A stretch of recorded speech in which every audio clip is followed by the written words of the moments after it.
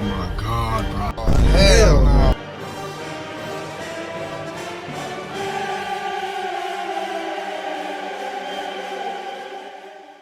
Microtransactions have become, without a doubt, the villain of the gaming industry, for the players at least, because we all know how much companies benefit from that shit. Jesus Christ, man, they're making...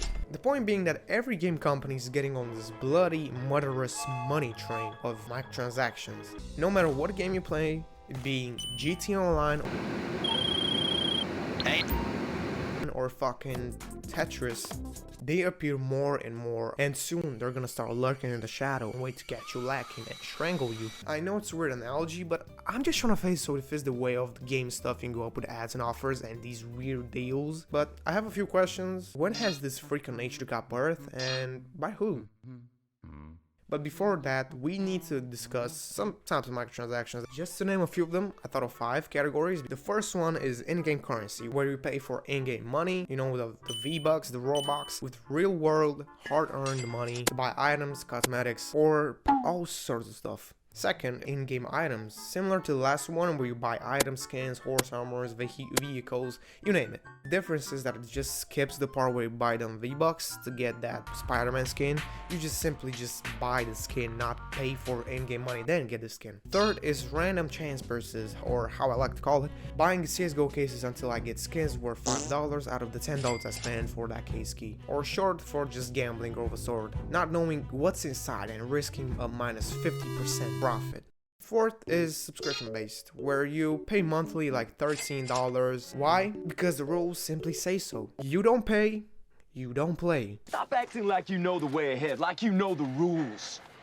There are no rules, man. We're lost. Now, the fifth one, I didn't really know if it deserves a category. I just simply didn't know where to put it. We have battle passes, and they're kind of an all-rounder. It includes pretty much 90 to 100% of all the 4 except the monthly subscription. And honestly, a lot of companies do a pretty good job with it. You can't deny that. A good example, Fortnite, which, as I said, is a prime example of a good battle pass, being called by many sites and many reviewers best bang for your buck, at a mere price of just $8. Apex Legends one, it costs about $10, and also that one has a pretty good reputation of providing something good that is worth your money. Those two are like just the upper end of the spectrum, because there are some bullshitting passes like the one for Overwatch 2. You even have sites that named it most likely to make you uninstall, bro. Like, you can't make this shit up. They're just simply that bad.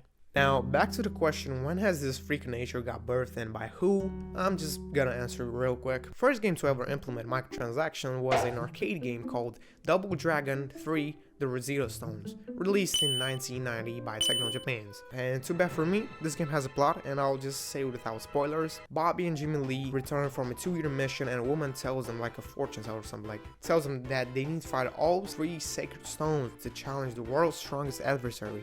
You pretty much run around town beating the shit out of a lot of people, but you sometimes come across some stores where if you enter them, you get the options to buy upgrades, power-ups, health, weapons, special moves, and player characters.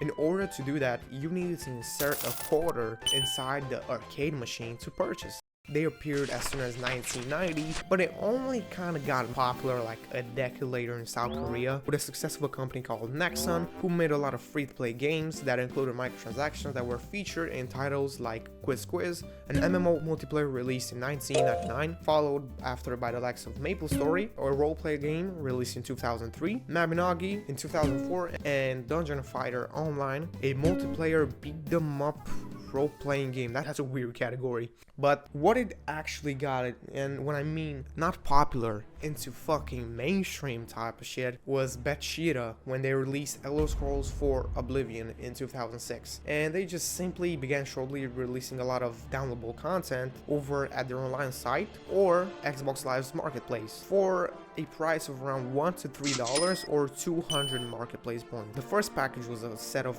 gold horse armor that kind of made your horse look like a one from a very expensive chessboard. In June 2008, EA released a goddamn online store for The Sims 2. Players were able to buy with real money items from expansion packs or stuff packs. Also, they thought about making exclusive items purchasable with sim points, and they range from 25 to 250 sim points, Well, you're probably wondering what the absolute devil's mayo are sim point. I didn't know, I had to search it up. It's another virtual currency, and just saying it quick, $1 is worth 100 sim points. So 250 sim points is like $2.50. Anything on the store wouldn't get that expensive. But for Sims 4, they had this incredible idea, this eighth wonder of the fucking world, to just take that shit out and implement so that they can only buy that rich guy looking attire if they pay for the whole expansion pack. And I've said it before in the last video, that shit costs up like $20. Just to get one thing, you have to pay the full expansion. EA are basically saying to the players, fuck you. Now, moving on to the beloved Clash of Clans. In my opinion, it's simply one of the best mobile games till this day. Of course, obviously it has microtransactions because it's a free-to-play game, but it doesn't have a gambling type of one. You have in-game currency called gems, can be bought through real money, unlike the other resources in the game like gold,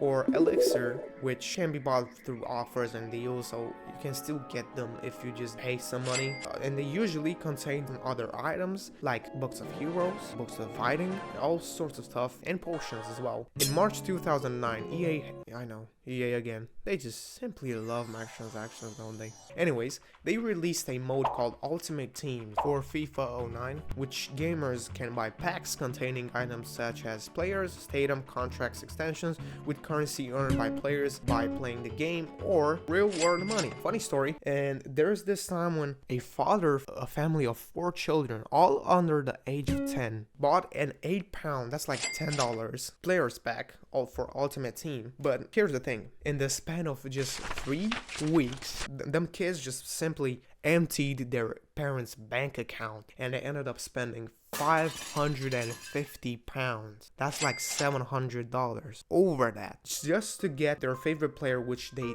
didn't even get, the GOAT himself, Messi.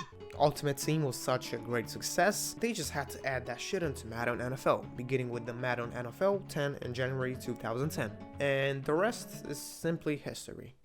I think we all heard of the term pay to win at least once in our little gamer lives. It's a term to describe the usage of microtransactions in game that gives an advantage to another player against each other. And it fucking sucks, by the way. It truly takes out the grinding part of the game. Can you imagine a game like Elden Ring with microtransactions? If you played, you know how long it takes to just level up by 1 rank. Fucking thousands of runes, tens of thousands. It's absolutely insane. But that's the whole thing of the game, beating up the shit out of a lot of NPCs and mobs, so you can get your skill up by meeting different types of mobs that can give you 20 times more XP. Now imagine if you could buy runes from a shop. That game would be as pay to win as a New York sewer filled with fucking rats. Clash Royale, you probably forgot about it, we're not in 2017 anymore, is a prime example of a pay-to-win game. Even if you're very skilled in this game, when you meet a level 14 giant, it don't matter how good you are, a level 9 mini pack is just gonna tickle that motherfucker.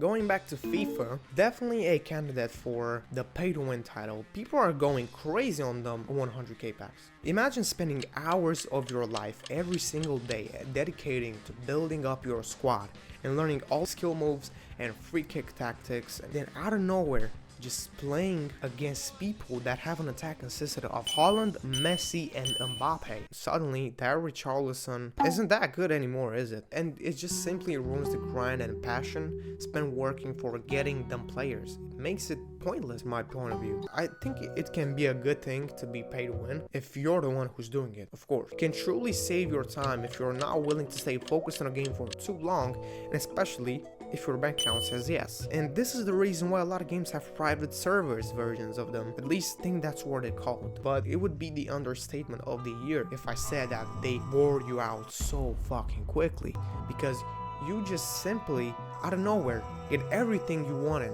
and now that reward that you would have had to work for hours every single day so you can get it loses its value, doesn't it? Kind of mimics rich kids, huh? I think in the future a lot of more games are gonna adapt this strategy to have a free game to prevent piracy and just add up a whole lot amount of microtransactions, because it's probably a lot more profitable and it can make a lot more people happy that you can play a game like Overwatch now, the second version, free instead of just paying money, because not everybody is willing to spend 60 euros on a game that they might not even like. Just me?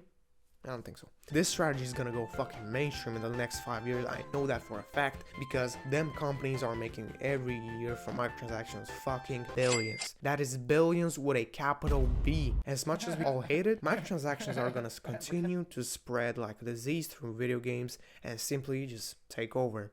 That's all I had to say for today. If you haven't still subscribed, please do it so, and like the video and comment because it helps the algorithm. And yeah, I was sweet. Thank you for watching my video, and I'll see you next time.